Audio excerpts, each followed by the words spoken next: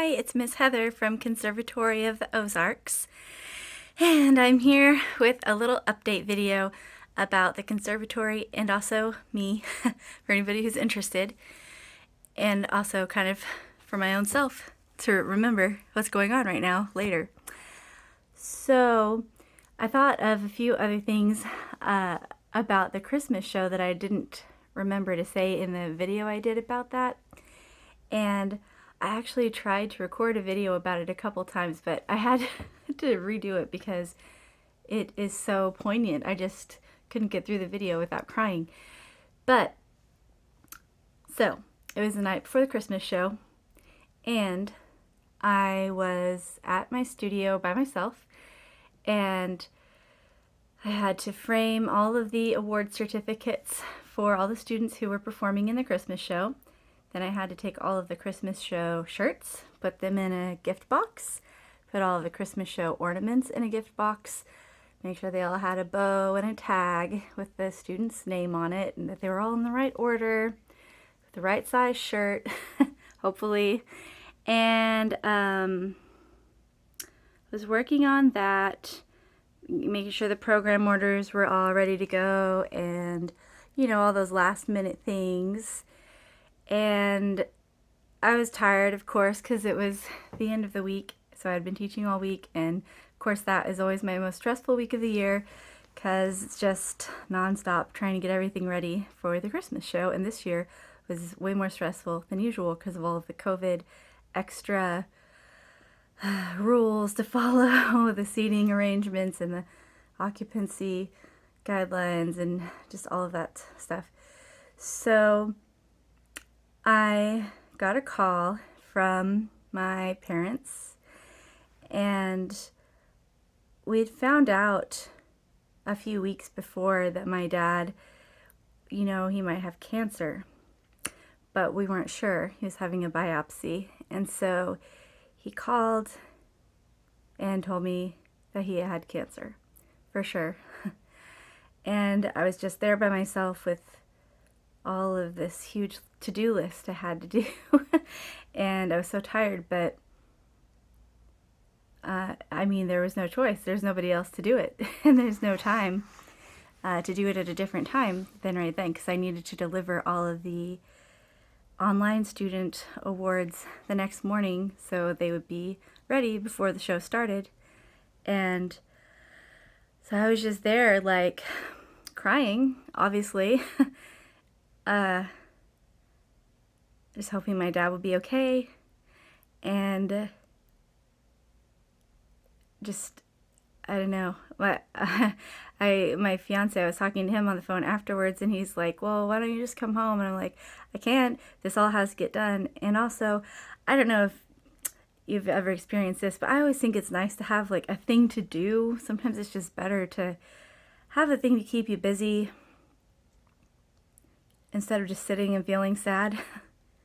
So I just stayed there and just worked on everything and cried and got it done, you know.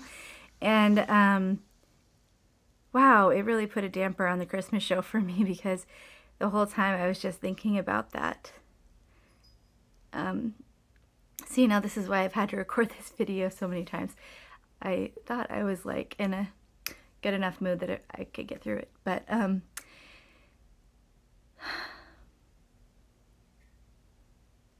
you know, just sitting there and wondering if this is the last time my dad will come to my Christmas show.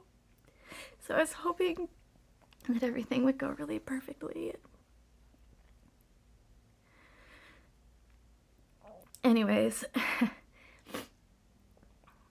all that we know so far right now is that he does have cancer, but tomorrow is the day that we'll find out, like,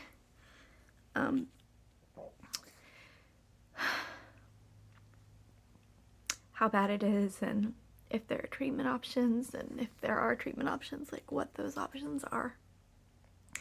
So I hope it'll be good news tomorrow, that maybe they caught it early and that it can be treated easily and they'll be fine. But, you know, he's 70 years old, and I've been researching all of this stuff about cancer since I found out about this. And I don't know, I'm really nervous. For some reason, the doctor at the VA that he had wasn't testing his PSA levels during his 60s, which it seems like from everything I've read, that should be something that happens. I don't know why it wasn't happening, but this new doctor at the VA that he has finally did, and like immediately discovered the problem. But from a lot of the reading I've been doing, it sounds like sometimes once you're in your 70s, it's not even worth it to do treatment, because your life expectancy might be the same whether you do treatment or not. You'll just be suffering. So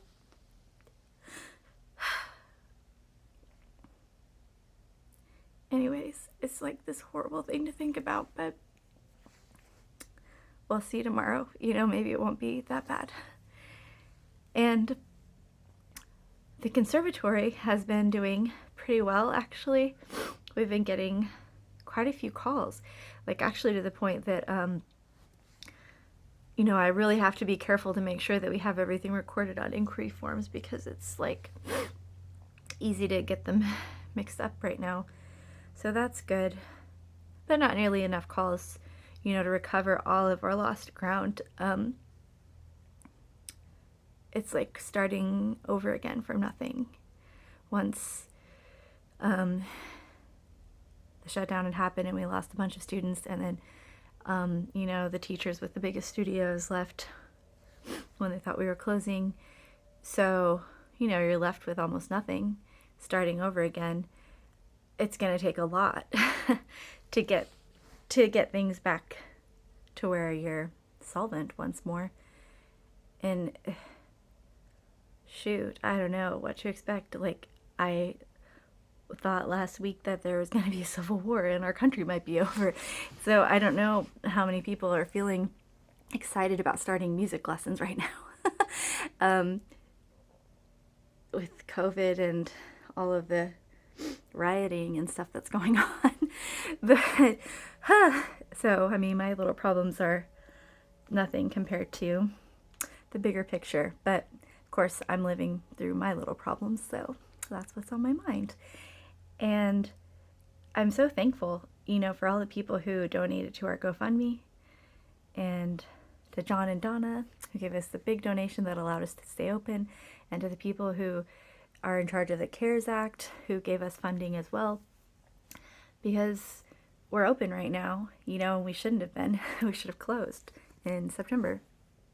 And we at least, I think, can get through next month for sure.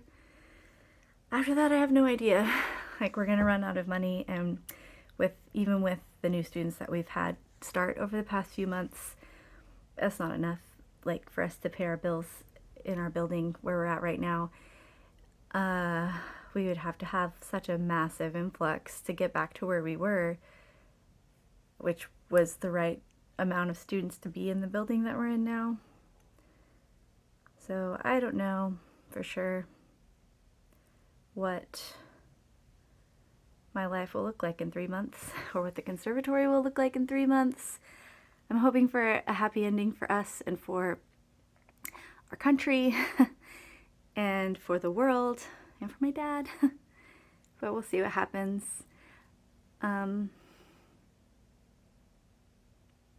It's such a strange time of uncertainty. I'm sure that I'm not the only one who feels like that. It seems like it's so hard to know what to expect right now for anything.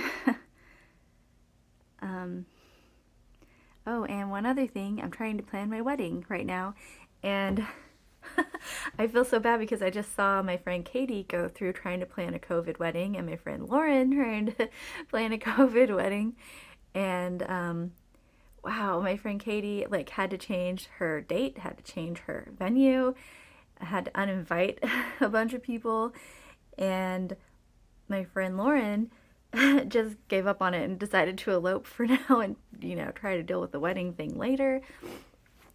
So I hope that that will work out too somehow. It's a lot to try to figure out. So I hope everybody else out there is feeling happy and peaceful and full of joy right now, and that everything will be getting better. For some reason, just everything will get better soon in the next few weeks. That's what I hope for. And then we'll all be so happy. But anyways, we'll see what happens, and I'll do another update later on. Have a great rest of your day. Bye-bye.